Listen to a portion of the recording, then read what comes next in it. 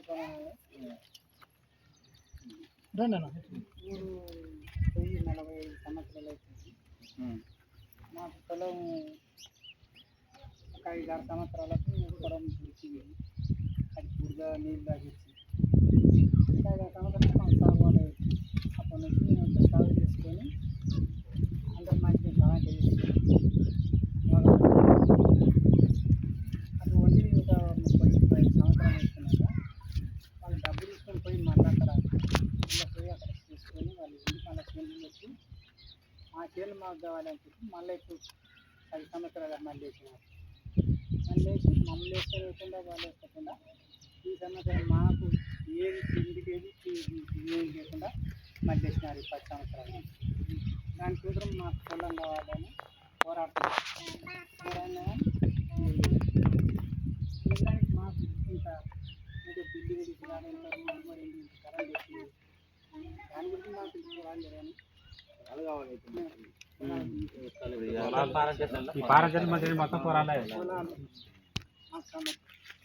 జీవనోపాధి కావాలి. మొత్తం జీవనోపాధి అది లేదు. జీవనోపాధి చేసుకొని బతకగలుగుతాం. ఏముంది జీవనోపాధి ఏమంత పని చేసుకున్నాం అని ఏంటంటే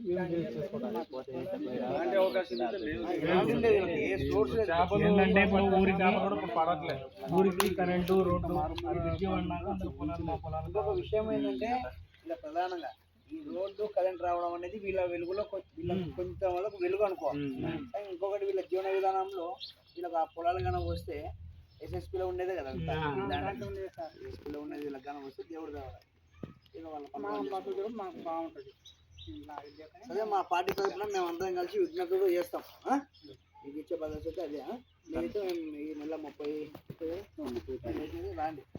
యువకులు ముఖ్యంగా మీ యువకులు వచ్చే మీకు తెలుసా మాకు మీ బాధలు అక్కడ చెప్పుకుంటే మొత్తం వాళ్ళు వింటారనమాట. వినడానికి మీరు కుల పెద్దలు ఉంటారు కదా, మీరేనా ఉండండి సార్. మేము వచ్చి చెప్పుకోవాలి. ఏదైనా ట్రాన్స్పోర్ట్ వస్తే వాళ్ళకి తెలుస్తుంది ఇక్కడ సమస్య. జనాలు ఇక్కడ ఎవరు కుల పెద్దలు పెద్దవాళ్ళు ఎవరు ఉంటారో ఈ నెల 30వ తారీఖున విజయవాడలో మీటింగ్ ఫోన్లు చేస్తారు. మీ నంబర్లు అన్ని తీసుకుంటారు. ఇప్పుడు వీలైతే మీకు ట్రాన్స్పోర్ట్ కూడా ఏర్పాటు చేస్తారు. సో దాన్ని ఉపయోగించుకోండి.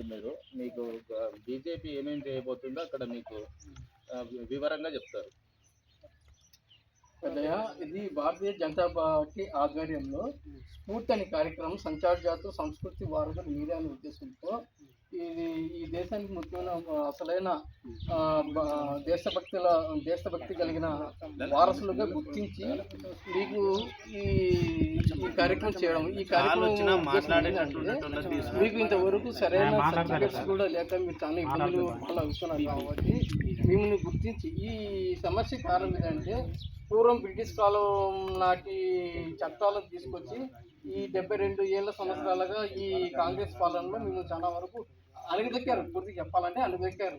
మీకు సరైన సౌకర్యాలు లేవు, సరైన విద్య లేదు, సరైన కరెంటు వసతులు లేవు, రోడ్డు కార్యక్రమాలు లేవు, ఏమి లేక మిమ్మల్ని కనీసం ఇటువంటి సమాజంలో ఒక గుర్తింపు లేక మిమ్మల్ని ఈ విధంగా దారి తీసుకుని రావడం జరిగింది.